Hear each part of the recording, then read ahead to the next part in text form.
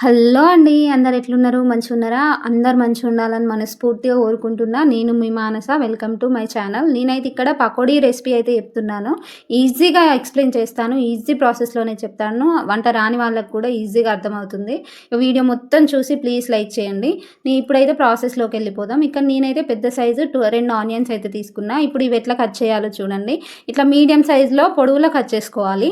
అలాగే బాగా సన్నం ఉండద్దు, అలా అని మరీ లావుగా ఉండద్దు. ఇట్లా మీడియంగా కట్ చేసుకోవాలి. ఇక్కడ నేనైతే మెజర్మెంట్ కోసం ఒక బౌల్ అయితే తీసుకున్నా. ఆ బౌల్తోని 2 బౌల్స్ ఆనియన్స్ వేసిన. ఇప్పుడు ఇందులోకి 2 పచ్చిమిర్చి తీసుకుంటున్నా. 2 అంటే 2 మీకు కావాలంటే ఎక్కువైనా వేసుకోండి. 2 పచ్చిమిర్చి సన్నగా తరుక్కొని వేసుకున్నా. అలాగే కొంచెం కరివేపాకు తరుక్కొని వేసుకున్నా కొంచెం. అట్లాగే కొంచెం కొత్తిమీర తరుక్కొని వేసుకున్నా. మీరు కావాలంటే ఇక్కడ పచ్చిమిర్చి పెంచుకోవచ్చు, లేకపోతే వేసుకోకున్నా పర్లేదు. కానీ పచ్చిమిర్చితోని టేస్ట్ బాగుంటుంది. ఇక్కడ నేను కొంచెం జీలకర్ర వేసిన, అట్లాగే కొంచెం పసుపు, మీ కారం మీ టేస్ట్కి తగినంత కారం, సాల్ట్ అయితే వేసుకోండి. నేను ఇక్కడ కారం, సాల్ట్ అయితే కొంచెం సన్నగా తరిగిన అల్లం అయితే వేసుకోండి. ఈ అల్లం అక్కడక్కడ తగులుతుంటే టేస్ట్ బాగుంటుంది. మీ ఆప్షనల్ వేసుకుంటే వేసుకోవచ్చు, లేకపోతే లేదు. అల్లం వేసిన తర్వాత ఇక్కడ ఆనియన్స్కి కారం మొత్తం పట్టేలాగా బాగా ప్రెస్ చేసుకుంటూ ఒత్తుకుంటూ కలుపుకోవాలి. ఆనియన్స్ నుంచి వాటర్ మొత్తం బయటకు రావాలి. ఆ ఆనియన్లోని వాటరే పిండికి సరిపోతుంది. ఆనియన్స్ బాగా ఇట్లా మొత్తం కారం మొత్తం మిక్స్ అయ్యేలాగా కలుపుకోవాలి. ఇక్కడైతే నేను ఏ బౌల్తో అయితే ఆనియన్స్ కొలతగా తీసుకున్నానో అదే బౌల్తో 2 కప్స్ శనగపిండి అయితే తీసుకున్నాను. అదే కప్తోని మళ్ళీ సగం కన్నా కొంచెం ఎక్కువ బియ్యపిండి అయితే తీసుకున్నాను. ఈ బియ్యపిండి తీసుకున్న తర్వాత నేనైతే కొంచెం వాము వేసిన. మీ ఆప్షనల్, అది వేస్తే వేయచ్చు, లేకపోతే లేదు. నాకైతే వాము ఫ్లేవర్ నచ్చుతుంది పకోడీలా, అందుకే నేనైతే వేసిన. ఇప్పుడు ఈ ఆనియన్స్ గట్టిగా ప్రెస్ చేసుకుంటూ కలుపుకోవాలి. మొత్తం ప్రెస్ చేసుకుంటూ కలుపుకున్న తర్వాత మీకు ఒకవేళ పిండి మొత్తం కలవట్లేదు అని అనిపించినప్పుడు కొన్ని వాటర్ ఇట్లా చల్లుకుంటూ కలుపుకోవాలి. మరీ ఎక్కువ వాటర్ వేయద్దు, పిండి అయితే మెత్తగా అయిపోతుంది. అందుకే కొన్ని వాటర్ ఇట్లా చల్లుకుంటూ మొత్తం ఇట్లా గట్టిగా మనకు పకోడీకి కావాల్సింది పిండి గట్టిగానే కావాలి, మరీ బజ్జీలాగా లూజ్గా ఉండకూడదు. అందుకే కొన్ని వాటర్ చల్లుకుంటూ ఇలా కలుపుకోవాలి.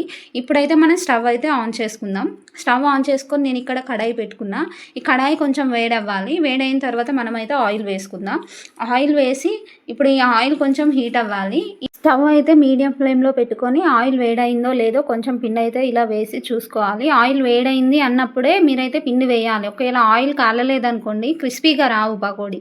ఆయిల్ కొంచెం ఎక్కువ వేడి మీద ఉన్నప్పుడే పకోడీ ఇలా చేత్తో తీసుకొని ఇట్లా విప్పినట్టు మొత్తం ఇట్లా దూరం అనుకుంటూ వేయాలి. అట్లా అయితేనే పకోడీ సన్నంగా క్రిస్పీగా వస్తాయి. ఇలా నేను చూపించినట్టు మనం ఫింగర్స్తోని ఇట్లా జరుపుకుంటూ వేయాలి. పిండి మొత్తం కలుపుకున్న వాళ్ళే మీకు ఒకవేళ పిండి మెత్తగా అయింది అని అనిపిస్తే కొంచెం శనగపిండి అయితే యాడ్ చేసుకోండి. ఎందుకంటే మనం పిండి ఉప్పు కారం అన్నీ కలిపినాం కదా ఆనియన్స్కి, అందులోంచి వాటర్ వెళ్ళి పిండి కొంచెం మెత్తగా అవుతుంది. అట్లా అయినప్పుడు మనం కొంచెం శనగపిండి తీసుకొని కలుపుకున్నామంటే మళ్ళీ సెట్ అయిపోతుంది. ఇప్పుడైతే ఇవైతే వేసిన వాటిని మనం మెల్లమెల్లగా కలుపుకుంటూ రివర్స్ చేసుకోవాలి. ఇట్లా రివర్స్ చేసుకుంటూ కాలనివ్వాలి. ఇలా కొంచెం గోల్డెన్ బ్రౌన్ కలర్ వచ్చిన వాళ్ళు ఇవైతే తీసి పక్కకైతే పెట్టుకుందాం. ఇట్లా ఈ ప్రాసెస్ మొత్తం ఇట్లే. ఇక మనం కొంచెం పిండి తీసుకొని ఫింగర్స్తో అటు ఇటు జరుపుకుంటూ వేసుకుంటూ అట్లే కాల్చుకుంటూ రావాలి పిండి అయిపోయే వరకు. ఇక్కడ నేను మళ్ళీ చూపిస్తున్నా. ఫింగర్స్తోని మెల్లగా ఇట్లా జరుపుకుంటూ రావాలి. అట్లా సన్నం పడాలి, లేకపోతే పకోడీ అనేది క్రిస్పీగా రాదు.